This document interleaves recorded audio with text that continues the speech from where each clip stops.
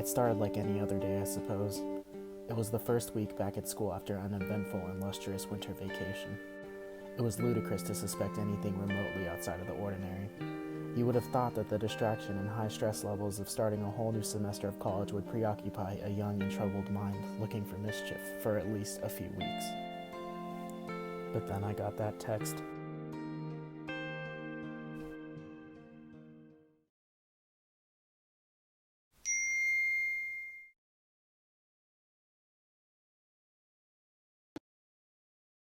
Lucas Allen, a freshman in college attending the University of Nevada, Las Vegas. It was only a matter of time until all of the pent-up rage we had bestowed upon him erupted like a volcano on the verge of disaster. Kennedy Campbell, also a freshman at UNLV. You can't help but feel sorry for him after seeing how Lucas begrudgingly challenged someone he may have once considered to be a close friend. Now, I mind you, Kennedy was not without his demons as well. He and Lucas had gotten into a tussle more times than a Catholic Pope and Kevin Spacey had been accused of sexual aggression crimes combined. Or one might wonder, what had sparked this audacious declaration of war? Is there something going on behind the scenes? I'd yet to find out. As the text went on, the backlash became harsher and harsher.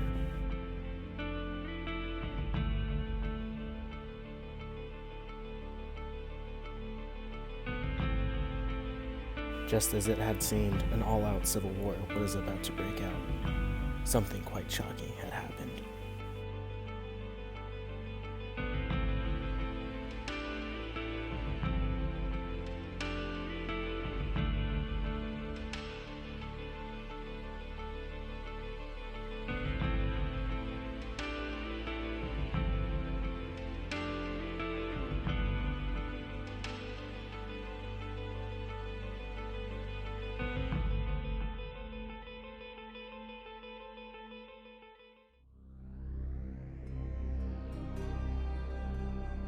And just like that, the battle was resummoned just as quickly as it was dismissed.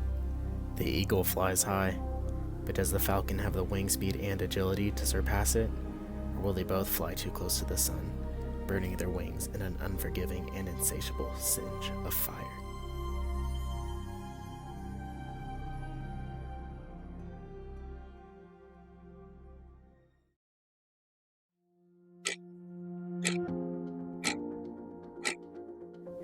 Did you know that the very first clock was created by a man named Levi Hutchins? A little favorite saying of mine by him is this: there are three kinds of men in this world. Those who fight, those who run, and those who simply watch and let it happen. Just as the clock, two of these men are destined to shatter under the pressure of real trials and tribulations.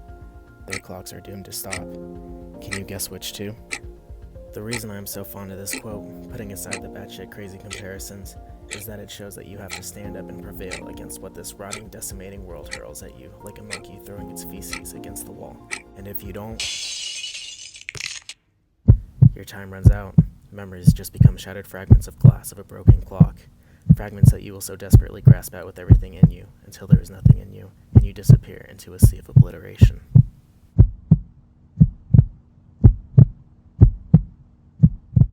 Fight day. I can barely contain myself. This is a day we will see who will best who is ready to move up in the unforgiving yet nurturing spectrum, and who is ready to be taken away from the sweet suckling teat that is victory. Just as suspected, the media was buzzing on the day of the fight. After all, no American would turn down watching an act as patriotic as a settling over a petty dispute over something that is yet to be even brought to the light.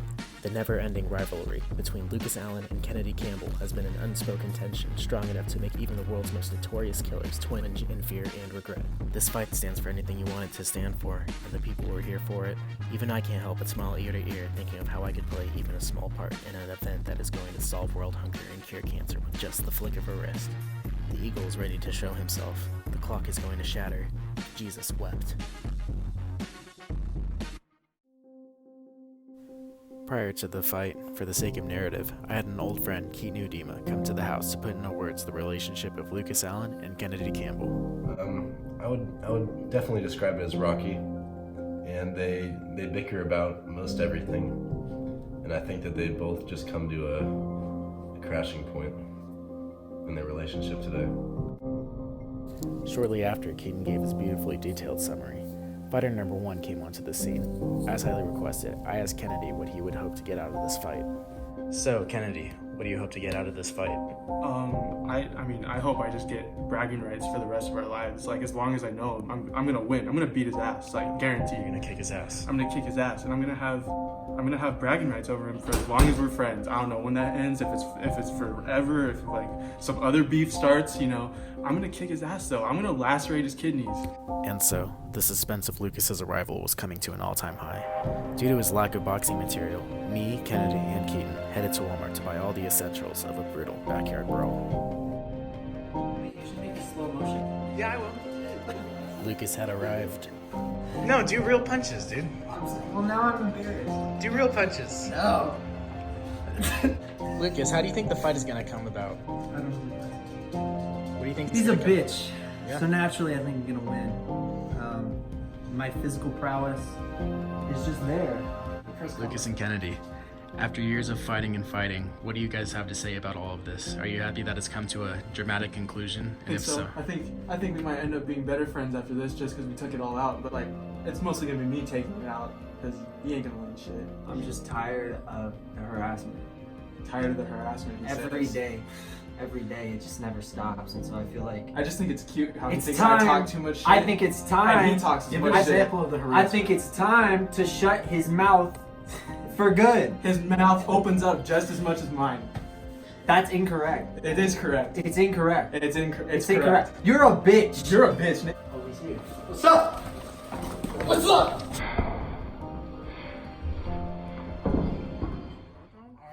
and so, after all the wait, the fight finally commenced. This is when we finally find out who is really worth bragging about and who is not worth bragging about. Who is the big boy and who is the little boy. Who is ready to graduate the metaphorical trap that is adolescence, and who will be unweaned. Lucas lands a solid left hook, sending Kennedy to the ground. Swinging and grasping for a solid hit, Lucas misses 2 out of every 3 hits. The seemingly predator has found a solid hit and retaliates to lick his wounds, but Kennedy is not out quite yet. As round 2 started, a tingle goes down my spine. Kennedy appears to take his own strategy, pushing Lucas out of the boundaries. I don't think in boxing they push people. Kennedy, avoiding Lucas's hit, throws a flaming sucker right back at him. Just when all hope seemed lost for Kennedy.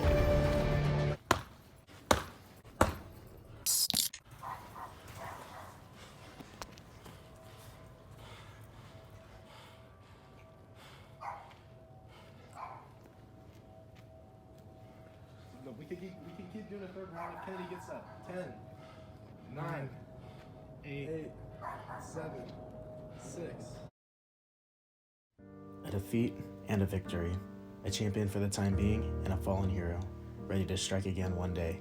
It damn near brought a tear to my eye seeing the boys reconcile after the fight, but now is not a time for crying. We all have to rejoice as a beautiful friendship blossoms from the ashes of a brutally entertaining fight. Kennedy and Lucas agreed that in 6 months, after they had taken extensive premium boxing lessons, they would don their boxing gloves once again for an even more promising rematch. The world will have to wait just a smidge to see how things will turn out. In the end of the day, friendship is all that really matters. Not money, or religion, or even the government. Friendship. Friendship is something everybody wants, but not the luxury all of us have.